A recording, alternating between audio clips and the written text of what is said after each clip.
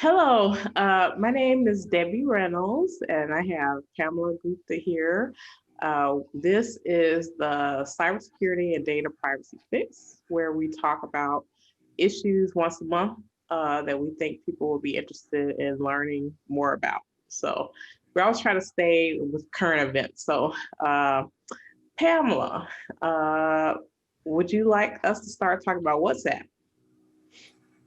Yes, I think what I think there's been some confusion in terms of the new policy that WhatsApp has unleashed or is threatening to unleash, and Right, in all fairness, they have, due to the uproar, gone and promised to revise it. But I want to talk about what does it mean? Why right, is this an issue? Because a right, common response is right, always we're not sharing any secrets. We're not sharing the right. formula in our conversations, so I don't need to care about this, right? Yeah. No, answer is yes, you do need to care because they're not after the Coke formula. That would be a different conversation. Yeah, right. So Well, before we go more deeply in it, let me just sort of preface it by just explaining on a high level what the WhatsApp thing is and what it's about. So, several years ago, Facebook purchased WhatsApp for $19 billion. And at the time, it was a bit of a controversy because Facebook obviously is all about advertising and using their data, to sell advertising to people. And WhatsApp, that company is very sort of privacy focused. So a lot of people who are using WhatsApp use WhatsApp because of that privacy focus. So at the time that Facebook purchased or wanted to acquire WhatsApp, they had to get approval from the US and the EU to actually do this deal. And part of that agreement with uh, both the EU and the US is that they would not take the data from the WhatsApp people and try to monetize it or sell it to, in their regular course of business. So Facebook has had WhatsApp for many years now. I want to say five, maybe. I want to say they did this in 2013. Can't remember, but it's been several years now, and nothing major has happened with WhatsApp. But people knowing what Facebook is, and they spent a lot of money on WhatsApp, it was, I think, in my mind, it was inevitable that this step would happen. And part of the reason why is because companies now have to be very transparent to sort of avoid privacy issues where they're trying to tell people what they're going to do with their data. So the uproar started when Facebook made a change to their privacy policy and basically said they're going to use some of this WhatsApp data to do kind of the typical thing that Facebook does. So people, I was kind of surprised that individuals were sort of upset about this because I thought in my mind, this is always going to go this way. It may have taken, 4 or 5 years to go this way, but it was inevitable to me that this was going to happen because obviously they pay a lot of money for WhatsApp. They wanted to always use that data. Um, so that's kind of the high level overview. Did I leave anything out? no, you did a good job, Debbie. Yeah, yeah. Now you were saying people should not be surprised. Is this what you were saying? So what I was saying is that what is surprising is that people think that if they don't have any privacy required for their communication, then this should not affect them. Meaning, if they are not sharing secrets, company secrets, personal secrets that they don't want to be made public, then this is a policy change that doesn't affect them. So they can go ahead, keep using WhatsApp. But the implications of this go beyond what meets the normal eye, okay? And that's what we want to talk about, and help people understand what the implications of this policy, what they're proposing. So, yeah, I agree with you that it should not come as a surprise. From a business perspective, you do want to monetize the data, and that is one of the reasons.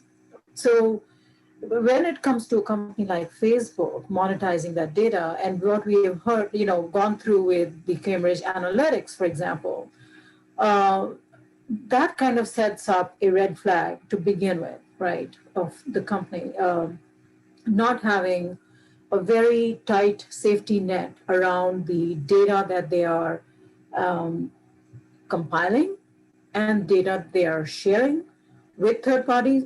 And number three, which is also really important, is even if it's not a third party, internally, how are they processing that data and what are they doing with this data? So all that has to be factored in. So I want to come back to that, but I'll let you kind of weigh in, Debbie, and I want to talk a little bit about what are the implications. Yeah, I agree. I think people, you know, although it's good that Facebook updated this policy, that's what they're supposed to do, right? Be transparent, but people were very alarmed about what they read there, and rightfully so, because I think, people who started with WhatsApp, in my opinion, they did so because it was, very privacy forward looking. So I think in their mind is if they had known that, they probably would have chosen a different application. And we're seeing a lot of people jumping from WhatsApp to other applications. But on the flip side of that, I also know a lot of people in different countries where they very much rely on it. Like maybe that's like their main communication app, especially like country to country. Like I have friends in Africa, friends in China, that's kind of the app that they use to communicate outside of, their countries. And for them, it's not, for us here in the US, we have a lot more choice, or some other countries we have a lot more choice and some of them don't. But I think it does make sense for people to really fully understand what they're giving up when they're using these apps. So maybe you can explain part of that. Yes. So what you said earlier was rightfully so, which is that the the promise was made that we're going to have privacy of this data. This is our data, right? So you're going to have end-to-end encryption, and nobody is going to be looking at privy to your data except for the intended recipients. But what is now transpiring and what the uproar is about is the fact that WhatsApp is saying that if you buy next or this month, actually, everybody's data is going to be shared with the parent company. And if you don't want that to be shared, then stop using the app, right? So this is not a choice. This is not an opt-in. It's no consent. It's take it or leave it. And there is the take it part is where what I want to focus on. What happens when you take it, right? So if you are going to accept this policy, not only are you now looking at what am I saying to Debbie, right, in a WhatsApp message, and a few other recipients, let's say it's a chain, but it is also able to identify who am I talking to and what is the nature of the conversation. So that is where there is massive significance, because not only do you know what is my sphere of interaction, influence, observation, etc., but also what are the kind of conversations we are having, and what is the direction, right? So it could be related to how we interact, what we're interacting about. Is it about product? Is it personal information? Or even if it's not personal, right? We could be just talking about we saw a movie and we really liked it, and this is what we like. That is enough for, if you process that data, to take that data and now to target the recipients, the users, the consumers of that app with whether it's technology or form opinions and do analysis on what they are, what their likes and dislikes are, do profiling. So very large and significant implications of this data being now shared. Yeah. It's concerning, especially because I think people, I don't know, just my observation, I feel like people use Facebook in a lot of different ways, and maybe they weren't using WhatsApp. So adding that information together may reveal things that maybe you didn't want to reveal about yourself, to other people, to the public, whatever. I feel like it's not like because Facebook has a messenger app, right? So like I feel like things that people talk about on Messenger, they probably wouldn't talk about on WhatsApp. So I think it is troubling because then even though they're saying, okay, we're going to monetize this data, but in what way, are you going, like you said, are you going to sell my preferences to someone? Are you going to start showing me ads? Are you going to start sort of, like let's say you like tomato soup. Like, so now does everyone know that I like tomato soup now? What exactly is going to happen? And that's very much a concern, not only with Facebook, but with other companies that monetize data as well. Yeah, and that takes us to another point, right? Which is if you are already sharing all this information on Facebook, then you really don't have anything to worry about, right? But to Debbie's point, right, to your point, how we are using WhatsApp is different than what we're using Facebook for example. I actually don't post anything on Facebook that I don't want them to share. So, for example, I just did a post on diversity in AI. I want them to share this, and so I shared it on Facebook. Right. Yeah. But I'm sharing very impersonal kind of information there. But Mm-hmm. if you are sharing information about your personal life on Facebook, and you're sharing the same amount of kind of data on WhatsApp, you're having the same conversations, then there's really no repercussions. Okay. However, if you're using WhatsApp for messaging, for posting, for a more intimate and a more pervasive fashion, then it becomes that your data is of higher significance. That's one. The other, to your point about Facebook, right, is and other companies who are monetizing and using this data, Google, for example. I mean, who is not, right? What you may remember last year, Wall Street had done a expose of apps that were sharing data with Facebook, which you didn't have to even be a Facebook user, and your data was being sent to Facebook. And this could be really private information, right? This could be very personal information, such as how much you're exercising, what your weight is, et cetera, et cetera. And it kind of speaks to a larger need of not as consumers, what are you sharing? What are you, as users, what are you sharing digitally? What are you tracking? But some of the information you're using apps for, right? And you're not thinking that this is going to become public knowledge. And if it does, then that becomes a big issue. And in this case, it happened to be that these apps were sending very personal data to Facebook, but it could be the very fact that they're collecting it, and if it wasn't secured and could be accessed by the perpetrators, for example, or people who shouldn't have access to, then the very fact that they're collecting this data can be a problem, and especially if it is not in line with what they need to collect, right? So that by itself can be a problem. And the very fact that you're sharing it now with another company who can provide do further analysis on it, and then think about it, can correlate with other information that they are gathering. Right. That is where it starts kind of having, bigger and bigger and bigger spheres of influence. So Yeah. see Right. social dilemma, for example. Oh yeah, definitely. And then too, I mean, you never know. Like women who are in abusive relationships and they're trying to get out, you know, to maybe move, or they're trying to coordinate with someone secretly. Who's to say that someone's name won't get correlated with you on Facebook, and that, so who is responsible then in that type of situation?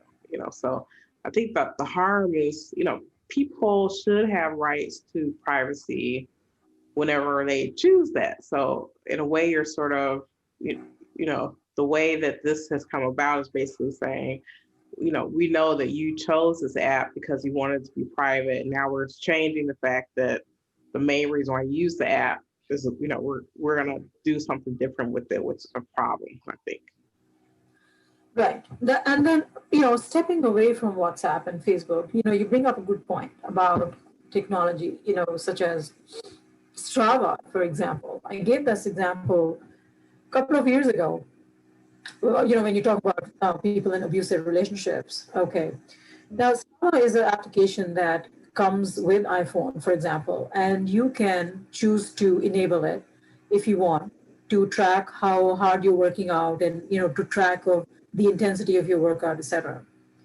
Um, Again, a couple of years ago, Strava published on their website a heat map of where all the technology was being deployed across the world.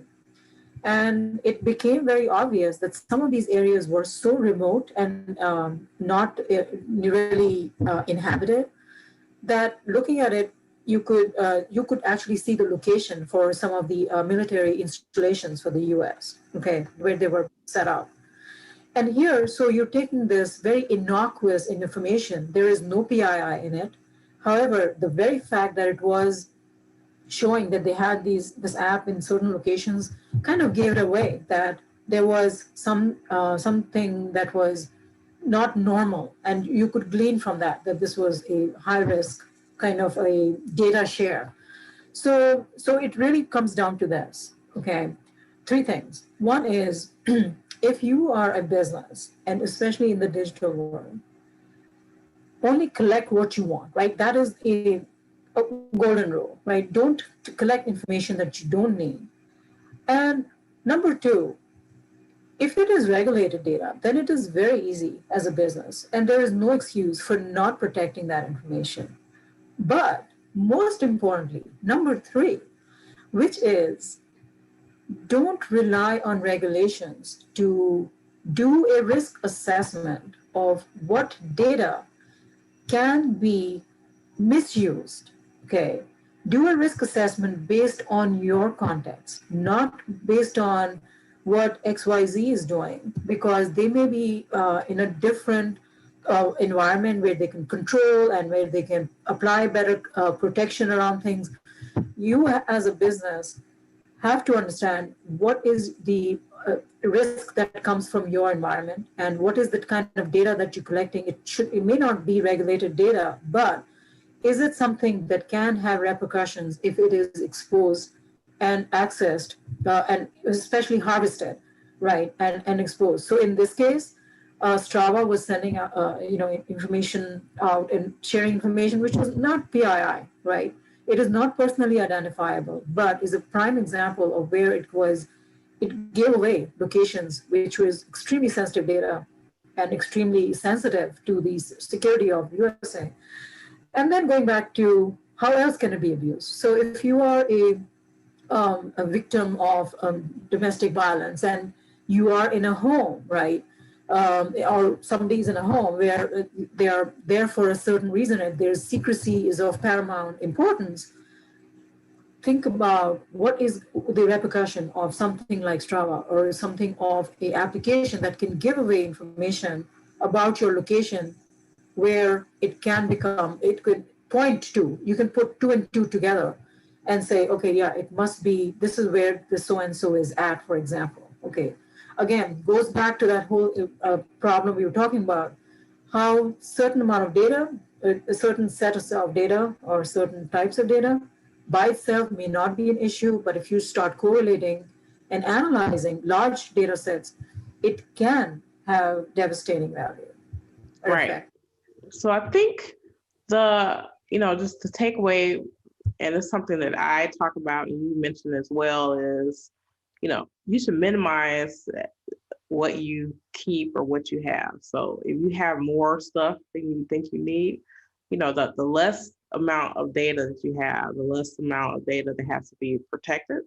And it lowers your risk significantly if you're not keeping things that you don't need. Because if you have something that you don't need, it gets breached, then all of a sudden that data that you didn't know anything about or don't have a strong grasp about it, you're going to have to go through it because now a regulator wants to know what was in that, that data set. So being able to really, part of this is about promises to consumers, right? So if you Right. promise you're going to do something, you need to really follow through with that. And that's what I think the regulation is, and to also make sure that you're aligning your data practices, whether that be how you're handling legacy data, how you're handling data coming in that aligns with your business purpose. And that is probably the easiest and cleanest way to sort of move forward in this new landscape. Right. So, and for business purposes, you might have data, right, that you need to collect, but then make sure that you know what is the sensitivity of that data and don't rely on regulations. Use context-driven risk assessment, risk analysis to make sure that you are protecting data that can be sensitive. Absolutely. So that's the end of our show for this stretch, and we'll see you for the next session next month. Thank you, Pamela. Thank you.